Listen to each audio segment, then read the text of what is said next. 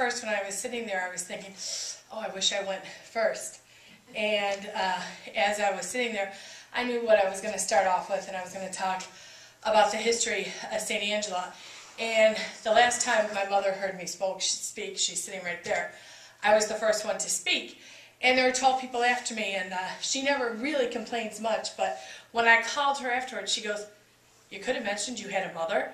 And I said to her, "Well, that's really, well, it wasn't about that." She goes, "Everyone talked about their mother. People thought you were an orphan." And I thought, later I said, "Ooh, maybe I should have mentioned my family."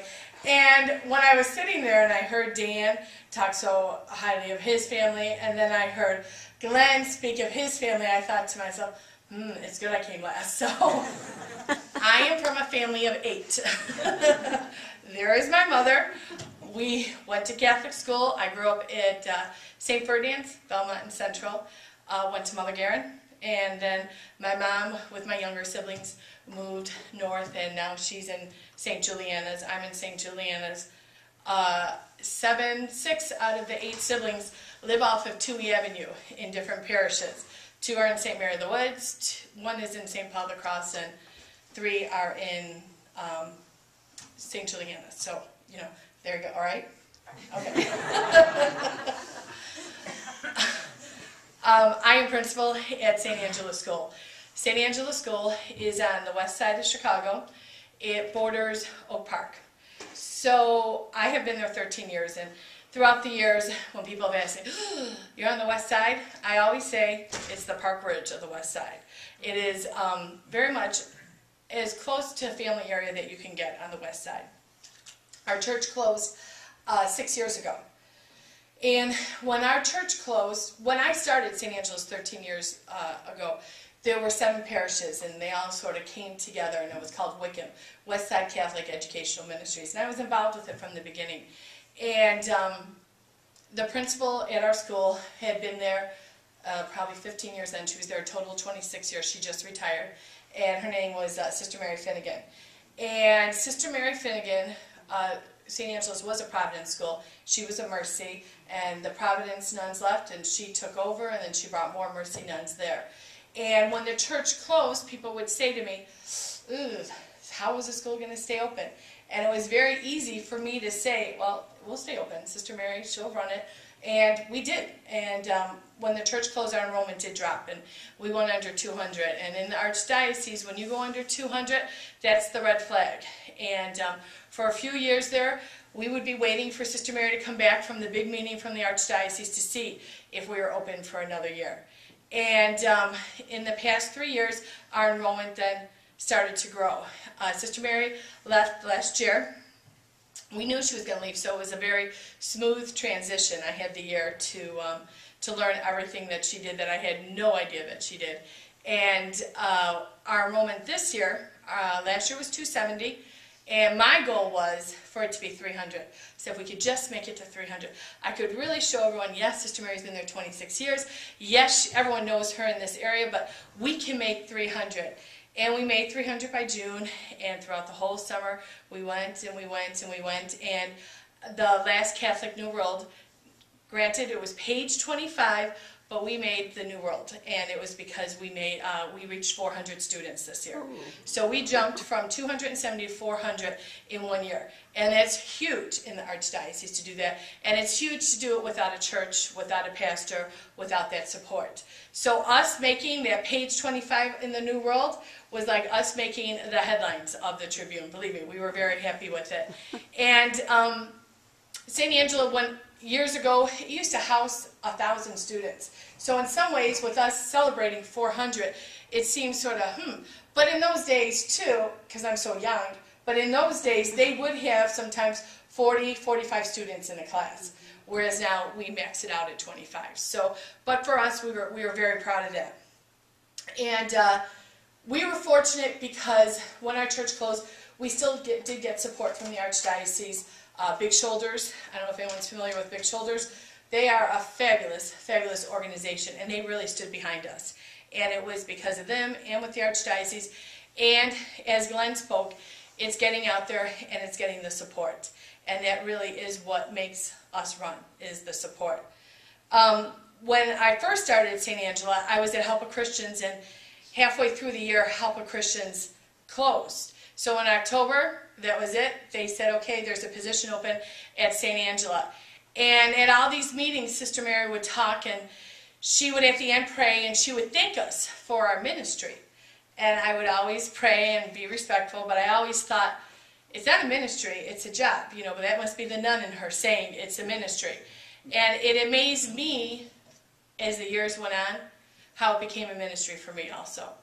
And I can't tell you when it happened, how it happened, but it does happen.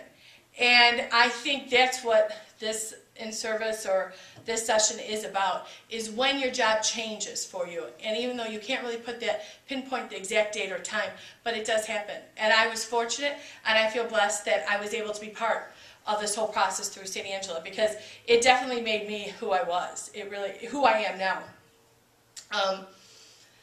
If there were 3 things I've learned from St. Angela's, the first is patience. And if you talk to any teacher, they're patient. But when you become a role of an administrator, you sometimes have ideas and you think this is what we're going to do and this is how it's going to be. And our students, it's 100% African American. We're 95% at the level of free or reduced lunch. So that means that our parents, they're low income. And you have to be patient with our parents. And you hear my sister Patty right there teaches at St. Juliana's, and sometimes she'll say, well, we're doing this, we're doing this, we're doing this. You would love to do that, but it just doesn't work right now at our school. When Glenn was talking about teaching kids outreach, last year that was one of my goals. You know, we have sharing parishes, Mary of Vernon, St. Thomas of Villanova, and I thought our kids don't know sometimes how fortunate they are.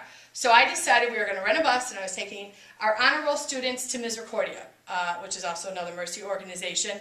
And I wanted them to see what Misericordia was, and then we were going to participate in the candy days, and we were going to get the smacks, and we were going to go downtown, and we were going to collect money for this organization so our kids could get that feeling of giving back. And we went on the field trip, great day. They thought the pool was terrific. One boy asked me if he could have his birthday party there, so, you know, I felt, okay, they really got a lot out of it. And we went and we collected money, and it was a great day. And on the way home, this one boy, Carl, he looked at me, he goes, hey, Miss O, what does that man do with all the money? And I said, the man? I said, what man? He goes, Mr. Cordia. And I thought, wow, I really got through to them. So I know that even though I think that I'm doing a great job, I brought them to Misericordia, they got to see what, you know, a whole city within a city, and they got to see that we can give back, that the whole time this boy thought all that money he was collecting went to a guy named Mr. Cordia. So it taught me a lot about patience, and I might be ready for them to do things. I might be ready for our parents to maybe make changes, but I have to be patient. So that was definitely one. Another thing would be respect. And the night that, you know, I met Jeff about talking, he said, what's your message going to be? And I thought, and I had just gotten back home from work, and I said, one thing is, for my job, is you have to respect. You have to respect students. They figure it out. They know if you're just there. They know if you don't respect them. They sense it. They're smart creatures. But more so, you have to respect the parents. And for our parents, I mean, I tell my kids all the time, your parents are sacrificing to give you a quality education. They could send you to the public school right down the block. They're doing this, they're making a choice. And also, as an administrator, and even as a teacher, there are many times that you had to break news to parents that you knew right then and there you were changing the family dynamics.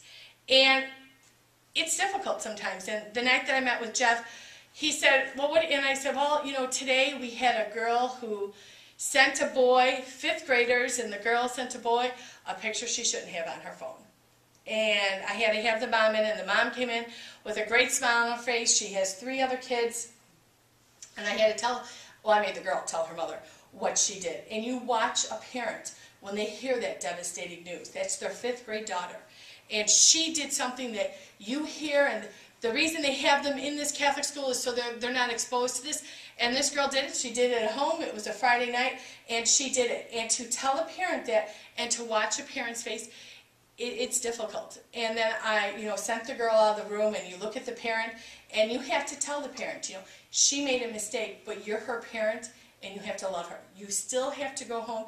You're going to be upset. Don't talk to her tonight. Figure out what you're going to do, but you still have to show love to this child because she made a mistake, and you know what? She's going to make more mistakes. And to be the individual that has to look at a parent and tell them that the child that they love just did something that they could never imagine doing, it makes you feel powerless sometimes.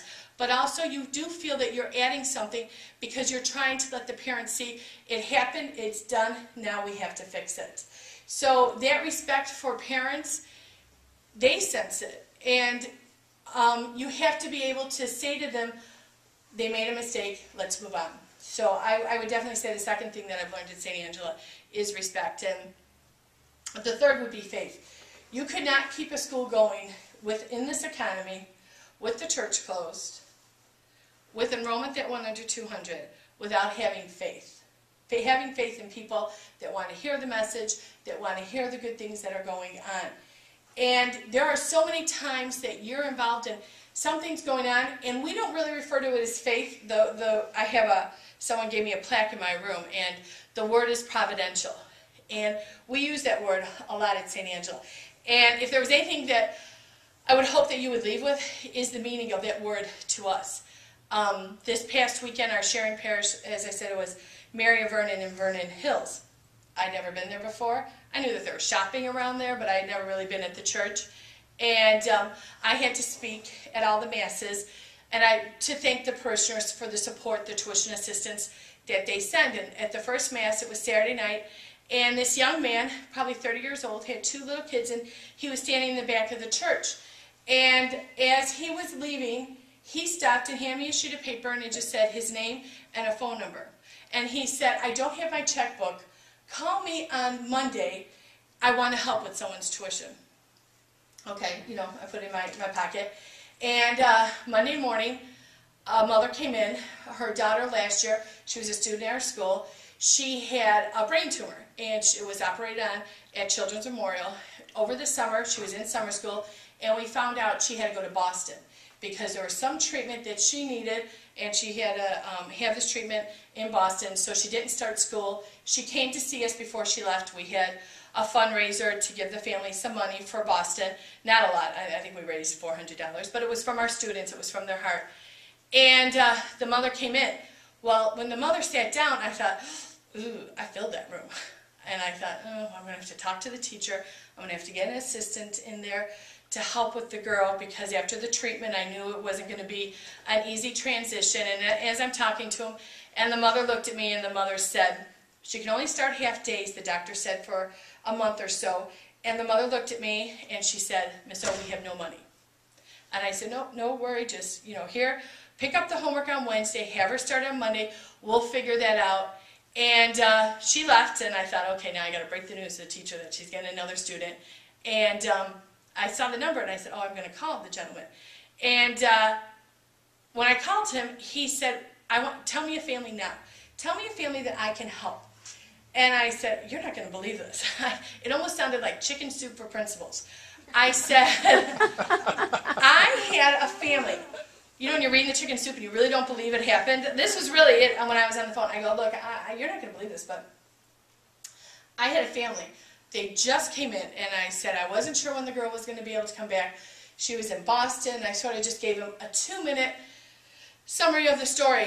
And he said, all right, how much is her tuition? I said, well, we're not going to ask you right now for it. We'll let you decide. He goes, no, just tell me what it is till December. I can at least help till January right now.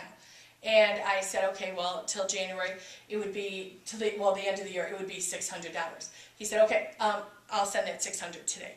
And I said, really, I feel bad, because I would rather send you the video, like Len, you give him the whole spiel and everything. And he said, nope, I'm mailing the check today. And this was on Monday. So I had met him on Saturday, and this was on Monday. So I called the mom, And I said to her, look, I'm just telling you, we never give a free ride at St. Angela. That's sort of our rule. Everyone has to give for their tuition. But in this case, with them being in Boston, I felt that this is the one time, it was the Sister Mary rule, you never give a free ride. But I was giving them a free ride until January. So I called the mother and I said, you're not going to believe this. It was Providential. This man called and she's like, Miss, oh, what a blessing. I went home and I talked to my husband. We didn't know how we were going to do the tuition. And so I was happy, I had a smile on my face, and it was Monday. Well, Tuesday at 11 o'clock, the check came. Now, in the Austin area, it's a mail vortex. Some days you don't get mail. Sometimes your mail is sent to Young School. Sometimes your mail goes to the person across the street. You just don't get mail. When you call the post office, they say, we don't know what happened to the mail. I talked to him on Monday, and it was there Tuesday at 11 o'clock. I actually looked at the stamp because I thought maybe the man delivered it from Libertyville. But we have no mailbox because it's a school. I guess schools don't have mailboxes. And it was there on Tuesday. And when I opened it up, I actually got goosebumps because I said, how did it get here so fast? Nothing gets in Austin fast. And I only talked to him Monday. He never met me till Saturday. And he said, here's the check for Jamelia until for the end of the year. I'm picking my dad up at the airport. His name is Doctor, and he gave me the name. I know he'll cover her tuition for the rest of the year. How do you describe that to people? Like I said, chicken soup for principals. But we really don't say that's faith or it was meant to be. We use the word providential. It was providential that that man was at that Mass. It was providential that that mother came in Monday morning at 9 o'clock with her daughter, and her saying to me, I have no money, that I actually went and saw the thing, and then I called right away. How do you describe that to people? How fortunate I am to be part of that, because sometimes I don't know if I believe that story. I would not believe that that letter could come here from Libertyville on Tuesday. What do you tell people? And that's where I feel that faith comes in. But that word providential, many times you'll hear it, our staff will use it, and they'll just say, Miss O, it was providential. And what it means is it was meant to be. Can I explain how it happened? Can I explain about the spirit that brought that letter? I can't. And sometimes you're at a loss of words, and you're talking to parents, and you have to have faith when you know they didn't meet all their tuition requirements the year before, and they come to you, and they look at you, and they say, Miss O, I can't send my baby to the public school. Don't make me do it. I promise I will pay you. And you have to look at them, and you have to say, all right, but you really have to follow through. And you look at people, and you're just saying, because sometimes other people say, don't do it, don't do it. And from my mom, I learned, see mom, again, I said, you always give people a second chance. And I mean, the word blessed is how I would describe my experience. And when I was at St. Angela for those 13 years, 10 of those years I worked for CPS. So for me to become principal, I had to leave CPS. So I was a public school teacher in the Catholic school. It was a great gig. I mean, really, you couldn't beat it. So when I left CPS to become principal this year, people said, you're leaving CPS to become a principal? And I said, yes. And there were a lot of people who thought I was wrong. But there were a lot of people who thought I was right and said, you do what you have to do. And it was the best decision I ever made. And that is where faith meets your profession. That's where it is. So, does anyone have any questions? Let's see, did you know Father Carl Murillo? Yes, yes. I saw in the New World, like, his grammar school, he's passing out at St. Giles. Right. And they are one of the top 2 grammar schools. He was Blue Ribbon School, they call it. He came to our school, and very nice man. He is. He's a very nice man. Yes? Yeah, you have 2 great writers from St. Angela's, graduates. Number 1 is Andrew Greeley, yeah. and number 2 is Liam Ford. He writes for the Tribune. He's a journalist. Oh, I'm going to have to Google that. You should talk to the gentleman from Midtown. Liam graduated from Northridge with my son. Oh, okay. Yeah. Oh, wow, that's impressive, yeah. Yeah, he went to Harvard. Really? And what was the name again? Very good writer. Yeah. And they lived in St. Angela's Parish for a very long time. It's amazing to see with St. Angela's where people went after St. Angela's. There's a lot in the Julianas, there's a lot in Park Ridge, there's a lot in some of the western suburbs. But it is interesting to see the patterns of where people moved from St. Angela. But St. Angela is a very unique parish. The alumni are unbelievable. And yes, they're different students than when they were there, but they still have this sense of pride and that was their parish, and they come back and they're very supportive of our school. Very. Anything else? Where do kids go on to high school? That's interesting. It's changed over the years. This year, about a quarter of them are planning to test at Fenwick. Fenwick, Pat's, Trinity, they look for the Catholic schools. We do make sure of our students that graduate that when their siblings are still in the school, because we found the pattern that people, when their older child had to go to high school, they would sometimes pull out their younger child because they couldn't afford both tuitions. So we do have a scholarship program, and it's called the Siblings Program, that if the parents are paying for our high school tuition, then we really try to help them with their grade school tuition, because we feel that they're making that sacrifice. Do you have a high percentage of Catholic kids in your school? No, we're about 10%. 10%. But when our church closed, we did build a chapel in the school, and our kids go once a week, each grade. And our kids, I also work at a religious education program in Bridgeport, and they're the religious ed kids from that area that go to Chicago Public Schools. And our kids who aren't Catholic, they are so respectful, and they know all the prayers, they know all the responses. They don't get communion, but the priest will come up and they each get blessed. So they do participate in that. All right.